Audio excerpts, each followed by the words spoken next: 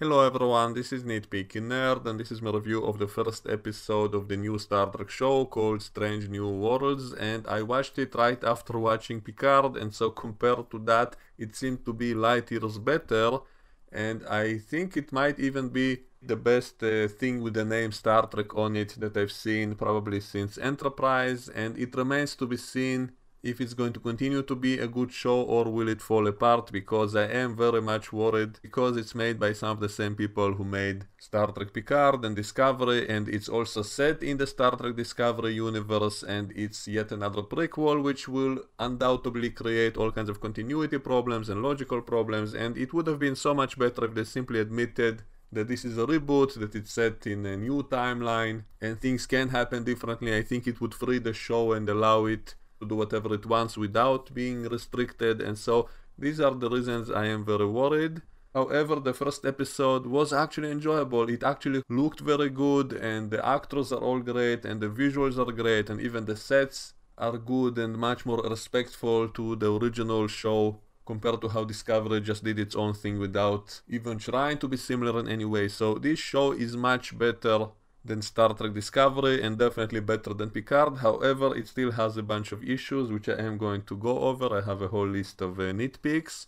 The whole Pike backstory that he knows his own future, I think it's a major problem for the show, because if the character knows the exact details of where and when he will suffer that horrible injury, that means that he knows that up until then he would feel invincible, so that's a problem. I think it would have been better off if they said that he doesn't have the exact details of the event, that he experienced the vision but he doesn't remember enough details to know where or when all of that happens, and so he will be in a constant feeling of danger, and that would also make him more heroic, because the fact that he knows something so horrible will happen to him and yet he chooses to go and risk himself anyway, that is true heroism. And that's something I said many times before, that a true hero, a true brave character is not someone who just doesn't have the fear in the first place. No, it's someone who does have the fear, which is a normal human emotion, but he manages to overcome it.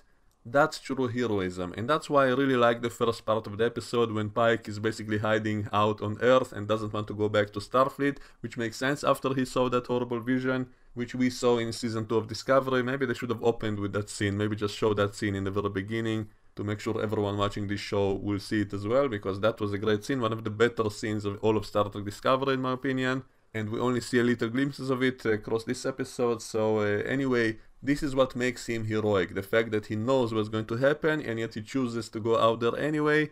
That's really great. However, the fact that later he says that he knows it will only happen a decade from now, that immediately ruins it, because that means that he knows up until then nothing will happen to him. And so I wish they wouldn't have said that. I wish they would have kept it a little bit more vague for him and not have him know the exact details of it. That would have been so much better. So anyway, I kind of liked that whole beginning when he's living on Earth and he grew a beard and he's not sure if he will come back to Starfleet, and he doesn't answer his quote phone, which is what they call his communicator for some reason, which was slightly annoying. As I said, I do have a bunch of nitpicks. And then he's physically running away from a shuttle coming to get him, and I love the design of the shuttle because it actually looks like a TOS shuttle updated to look futuristic while still loyal to the old design at the same time, so that's something that I appreciate. What bugged me a little bit in all those scenes of him on the horse is the fact that we see a bunch of wind farms all around the place, and that makes no sense in the 23rd century when we know that they have fusion reactors and antimatter reactors that will be infinitely more powerful and cost effective than all of today's renewable energy. And so it annoyed me just as much as those solar panels on the Golden Gate Bridge, which we saw in Discovery and in Picard. And even in Discovery's 32nd century they still had that, and so that makes no sense in the future. I don't mind the show promoting renewable energy and stuff like that. I'm not against that. I'm against it being done in a stupid way. So in the far distant future, they should have much more advanced technology and it shouldn't look like today's power plants. And so that kind of thing bugs me a little bit. And then from that shuttle comes Admiral Robert April, who was the first captain of the Enterprise before Pike, and he appeared only once in the animated show, and he was a white man in that show. And in the 2009 movie he also appeared as a black guy, so this show apparently is more faithful to the 2009 universe than the original one. So that's the kind of stuff I mean, when I say I wish they would have admitted this is all a different timeline, then I could come up with excuses. Or maybe in the future it's simply possible to change your race medically. You know, in this same episode, they also do gene therapy to look like aliens and stuff like that. So if that's possible, then I guess it's also possible to change your own race if you really want to for some reason. So anyway, I don't really have a major issue with that because that was a minor character who only appeared once in the animated show. So I don't really have a big issue with it. I just don't want them to make a habit out of it because as it looks like there's going to be a whole bunch of continuity issues as always, because that always happens when you make a prequel. So maybe just admit it's a different timeline and just do a reboot and that's it. Then we see Spock on Vulcan meeting with his future wife and they're getting engaged and they're kissing in the restaurant, and that annoyed me because Vulcans are not supposed to be doing that. At most they should be holding their fingers together or something, and then the waiter asks them to leave. So at least I made the sign of relief in that moment because they didn't completely forget what Vulcans are supposed to be, because the waiter did ask them to leave, and so they do have some tiny bit of similarity to the old Vulcans, I guess. And then we have a sexy scene of them in the bed and they're looking at the ocean, which they say is made from liquid metal or something, I don't even remember. And visually this episode is great. There's a lot of cinematic shots and the special effects are great, so visually it's all good and the actors are also all good. But what concerns me is once again the writing, and so far there's not really that much substance here. So there are some comedy moments, there are some neat ideas, but not really that big of any kind of story yet. I'm hoping I'll be wrong. I'm hoping they will deliver, because that is the most important thing. They should have a story. So anyway, Pike returned to the Enterprise and then he cock-blocks Spock and calls him to join him on the Enterprise, and then Spock abandons his future wife without bonfiring her first. I guess he's not really that interested in that apparently. And so anyway, now we see the Enterprise and there's a bunch of new characters, and I've discussed some of this in my review of all the characters. I'm not going to repeat everything. I guess we'll wait and see what they'll do with all these characters. So I'm going to hold off my criticism of potential problems. You know, there's Vasquez, there's Cadet Uhura, who I still think shouldn't really be on the Enterprise at this time, because, you know, when they met the disfigured Pike in TOS, only Spock seemed to be interested in visiting him or doing something for him. None of the rest of the crew seemed to care about Pike that much, and so it makes no sense if they all served under Pike for years before that. How come only Spock seemed to be loyal to him later on? And so things like that don't really fit continuity. And we see the new security chief, whose last name is Noonien Singh, which makes her related to Khan, and they're not supposed to meet Khan until TOS. And so once again it begs the question, what's the point of all of this? If she's never going to meet Khan, then why make her related to him at all? What's the point of that? I guess we'll find out. Again, I try not to criticize before I see where they are actually going with all of this. I guess we'll wait and see. And also she has a tragic backstory, which again made me laugh, because in all the new Star Trek shows, most of the characters seem to have tragic backstories, and so her colony ship was kidnapped by Gorn or something, all the people she loved were killed brutally, she's the only survivor, all kinds of tragic backstory like that. But she's actually pretty decent as a character. I actually really liked her, and the actress is great. All the actors are good in the show, so it was surprisingly, refreshingly kind of good. I didn't actually mind most of the characters, and she also reminds me of Alara in the Orville, you know, especially when they go down to that planet and make themselves look like the aliens. Then she also physically looks like Alara and kind of behaves like her, kind of a tough woman and all of that, but in a good way, in a competent way, because it's not just that we're being told that she's so awesome. We actually get to see her do things and being clever and stuff like that. So that's much better than all the so-called strong female characters in the previous Star Trek Picard and Discovery, which were all terrible characters because they were not clever and not really that competent, that we're only being told that they are. And so that was always so annoying because it was written poorly and acted poorly. But in this show, all of that stuff is much better. And the whole part with them going to an actual alien civilization, that's the kind of stuff I was begging for years in all the new Star Trek shows. I always complained, how come we don't see any alien civilizations anymore? It's all about space battles and personal drama inside the ship, and the story which drags from episode to episode and never ends. And so in this show, apparently they're going for episodic stories and actually meeting new alien civilizations, and so it actually felt like Star Trek. And also they're making it a little bit comedic, like the Orville, and so it finally felt as what Star Trek should be. So anyway, they came to this alien planet because they detected a warp signature, and so they want to make first contact with it. Then they discover the planet is not really at the level of space exploration, even though the planet does shoot plasma torpedoes at them. And then Pike says, plasma torpedoes, that 21st century technology. And that annoyed me because didn't the Romulans use plasma torpedoes, which were very dangerous in the time of TOS, and so what the hell does that mean? And isn't the 21st century the same century when Earth developed warp technology? So his statement doesn't really make sense, and those are the kind of details that annoyed me when they get it wrong. All kinds of little bits of dialogue that don't fit continuity or even common sense.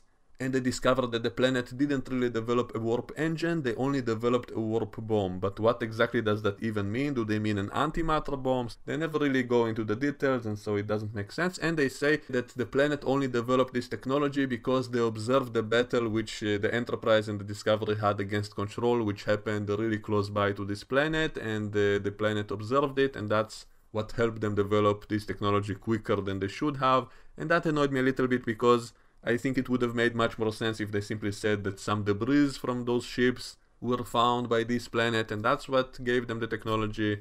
But they say that they only observed it from a distance and that made them learn the secrets of warp technology, which doesn't really make sense. And wouldn't it technically be considered as if they did invent it because they observe something scientifically and learn things from it and then make technology from it doesn't mean they didn't actually invent the technology. And so I was annoyed a little bit by that line. And so they want to go down to the planet because number one was captured. She was on some other ship and she got captured by the aliens on some other mission of first contact, and so they want to go down to get her out.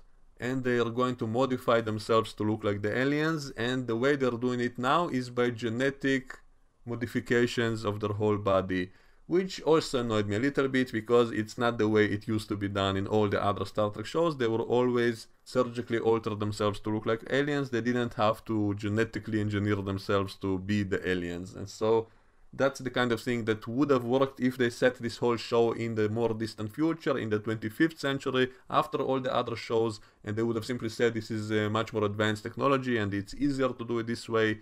And also technically this way you can have much more exotic aliens, and not every alien has to be humanoid. If you're able to actually physically alter your body, then you can look like anything, and then it will be cooler and much more science fiction-y with a whole variety of different kinds of aliens. You don't have to dress up as humanoid aliens all the time who are exactly the same size and all of that. So it would actually make more sense and be cooler in a science fiction way, but it doesn't make sense because it's a prequel and it's not how it was done in the other shows. I guess they can always say that later on they discovered it causes some permanent damage and that's why they stopped doing that. They stopped modifying their genes to go on missions and just use the prosthetics and all of that. So I'm guessing it's not a direct contradiction. We can explain it away, and it is an interesting idea by itself. So I guess we'll wait and see how they play with it later on. And also it was annoying how they test it for the first time and they immediately go on this dangerous mission not knowing if it will actually work or not, and they specifically say that Spock might have problems because of his strange DNA, because he's a unique hybrid of a Vulcan human, and it's the first time they try it on him, and then it does start to fail in the middle of the mission, but at least they kind of used it for comedy. There are some comedic moments on the planet, and so I'm guessing fine with that. And also with the clothing, that they don't know the fashion of that planet, and Spock is embarrassed because he's wearing short pants or something. And then there's a scene of them going down inside the lift with a bunch of aliens, and there's kind of a lift music playing, and one of the women there looks like an alien Angelina Jolie, and she notices Spock's ear starts morphing back into its Vulcan form and all of that. So all kinds of silly moments like that, but they were all comedic, they were all in good fun. And then Pike notices that this planet is on the verge of a civil war and it might lead to a nuclear conflict because of the technology they accidentally gave them. It might destroy the planet, and so he decides to make first contact with the leader of the planet. And then he meets the alien Hillary Clinton, and that made me laugh a little bit because, as I said in previous reviews, it's funny how in every single planet they meet in Star Trek Discovery, it's always a female who is the leader, and it's once again happening here. And so that kind of thing is funny to me, not because I don't believe that a woman can be a leader and all of that, but because it became a pattern. It became so repetitive, it's like comedy now. The same as with the tragic backstories, how every single character in every episode there's a scene that one of the minor characters has to tell about some childhood trauma they had. And the same with every single leader of every planet being a woman now. And so he meets the Hillary Clinton of this planet, and then she starts trying to convince her to make peace with the other nation that they're fighting with, and then she's going to arrest all of them, and then he calls the Enterprise to come down to a lower orbit so that the whole population can see it, which is obviously a big fuck you to the Prime Directive, and that's another issue I have with this show. I guess we'll wait and see how they do it in more episodes before I give it a final judgment. Because Pike basically decides to reveal to the whole population that the aliens exist, and then it forces the leaders of the planet to negotiate and all of that, and then he's not being arrested anymore. And so I have mixed feelings on some of these ideas. And then he shows this planet a clip show of what happened on Earth in its own nuclear war, and they get a lot of details wrong, because in Star Trek First Contact as well as Star Trek Discovery, they specifically said that 600 million people died in that war, and yet in this show Pike says that 30% of the population of Earth died, but that will make it over 2 billion people. So that's a contradiction. Is he lying to these people? Is he exaggerating the numbers to make it sound worse than it was? And so is he a liar in the scene or not? And also the footage they show is recycled footage from Discovery and Picard, from all those visions people had of planets blowing up and all of that. All of this footage is from there, and also some current day political stuff which they try to insert into all of this. And then the planet's population are so shocked by this footage that that's what makes them make peace, and that solves the whole problem, and the episode ends kind of in a rushed way. And so I didn't like the conclusion, because there was no real story here. There was no moral dilemma, there was no ethical message to any of this. So basically he revealed to the planet that there are aliens. He told them a sob story about how we almost destroyed our own planet, and just do better and don't make the same mistakes, but without getting into any actual issues. Like, we don't actually know what the conflict on that planet was, like why were the two factions fighting each other, what was the issue that they were fighting over. We don't actually know any of it, and so there is no real issue to discuss or debate. So simply the planet are still primitive like Earth used to be, and simply Pike tells them you must do better, Madam President, or something. And so there is no real substance. It's all kind of style over substance, and that's something that concerns me in the new shows. And so it's not really that intelligent in the end of the day, but at least it was all visually good, and there are some comedic moments and all of that, and so I'm willing to let it slide this time. But if this continues to be the pattern, that all you have to do is show up to aliens and tell them you must do better, you must be more moral, without actually discussing any issue or having any kind of moral dilemma or any morality tale or any of that, then there is no substance here. It's not really about anything. And there also was no real science fiction story here, because even though it's all set in space and we see all the starships and we see all the advanced technology and all of that, but there was no real science fiction idea being explored or any of that. And also there was that little subplot of taking two of the aliens onto the ship and trying to sedate them, but then it doesn't work on them and they don't tie them up, and so one of them goes running through the corridors of the ship. I think it was done better in that episode of TNG when one of the aliens escaped the holodeck and started roaming the ship and being horrified of being on an alien ship, and it was interesting to see it from the perspective of an alien, even though it was the same sets that we're familiar with, which we love, and yet we see how for that alien it was so horrific and strange for him, so we kind of get to see it from his perspective. And yet here it's kind of used for comedy, so the alien is running around scared, but then it's used for comedy when Uhura starts talking with him in the turbolift about the games of sport on his planet and stuff like that, and then they just sedate him, and that's it. So there is no real character study here, there is no substance here except for some comedic moments and some action scenes, but we don't know anything about that character, and he just disappears from the show. And so it's not as good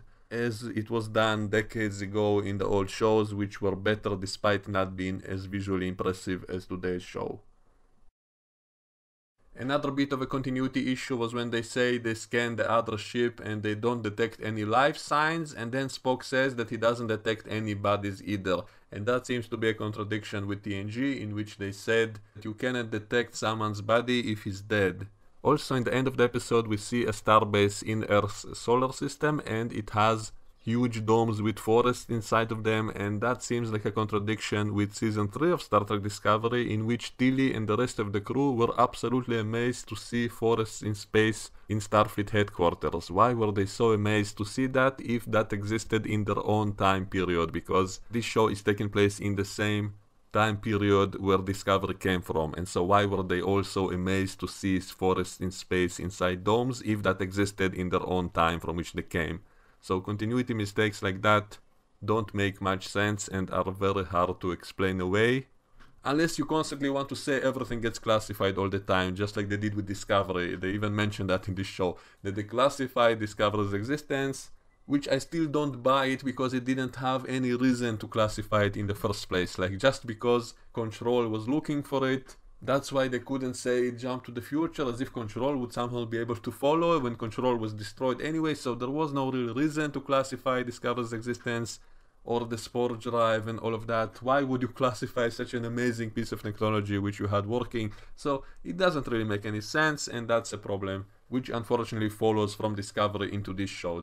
And there was also a scene which reminds me of a scene from Star Trek Picard, which I hated, that scene in which Picard and Rios were trying to get through security and they needed to be scanned, and yet they knew that their fake identities have not yet been uploaded, and they couldn't have stopped themselves from progressing toward the guards, which I thought was extremely stupid, not even in a science fiction sense, but in just common sense way, because if they know that their identities have not yet been uploaded, why cannot they simply stop themselves from progressing toward the guards? And we have something similar in this episode, but at least here they kind of explain that they cannot stop them because the guards around them tell them to keep moving, and so it was done much better here, I thought. But still, the similarity kind of bugs me, because it reminds me that the show is made by some of the same people who made Picard, and that is very concerning for the future of the show, because if the same writers who wrote Picard write anything here, it will also not be good, probably. So that's something that concerns me. And also there are some similarities to the JJ movies. Remember that scene in Into Darkness when some aliens saw the Enterprise and then they drew the Enterprise and started a new religion to worship the Enterprise? We have something really similar here. Some people form religious cults, apparently, in which they worship cutouts of the Enterprise, and then one of them raises that cutout and then it cuts to the actual Enterprise, and that is really similar to how it was done in Into Darkness. And so that is something that reminds me, this is made by some of the same people who made the JJ movies, and that also concerns me, because those movies were all style over substance, and the storytelling and the details were all really messy and unintelligent in many places. And that's not how I want Star Trek to be. For me, the most important thing is for it to be intelligent and logical, and only then add all the special effects and action scenes you want. But first you have to have a good story and good writing, and only then add that other stuff on top. And not to do it in the reverse. Not have your story be just an excuse for the action scenes or the cool stuff you want to show.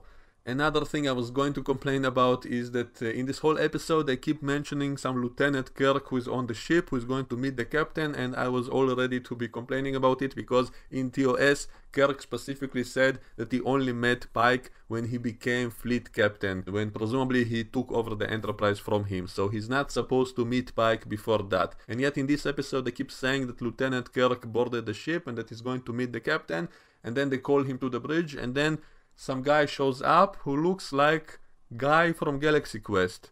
And not just in how he looks, but also his personality, the way he talks and acts. That's basically Guy from Galaxy Quest. And yet they say that's Kirk, and then it's revealed it's Kirk's brother, Samuel Kirk. Which I guess is okay, it doesn't violate continuity, so it's kind of a way to have Kirk on a ship, but make it a different Kirk. But for some reason they made him be like Guy from Galaxy Quest, which I guess is not a bad idea. That was a funny character. I want more comedy in the show, so if they're wanting to make the show more like Galaxy Quest, I'm all for it.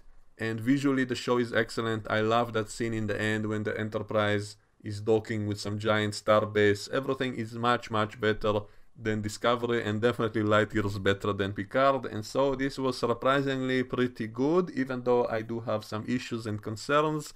but I am hoping that maybe they will finally do a proper Star Trek show. It doesn't have to be perfect. If it's fun, if it's comedic, if it's lighthearted, if it's optimistic, if it's intellectual and clever and smart, then I will enjoy it and I will give it the credit it deserves. So I'm really hoping they will not disappoint me, and I know the chances of that are low. Most likely, if it's made by the same people who made the other recent Star Trek shows, we are in for a huge disappointment in the coming future. But maybe there will be a miracle this time. Maybe finally they won't mess it up. So that's all I had to say about it for today. Let me know what you think, and we can discuss all of this in the comments below. And I will see you all next time. Bye bye.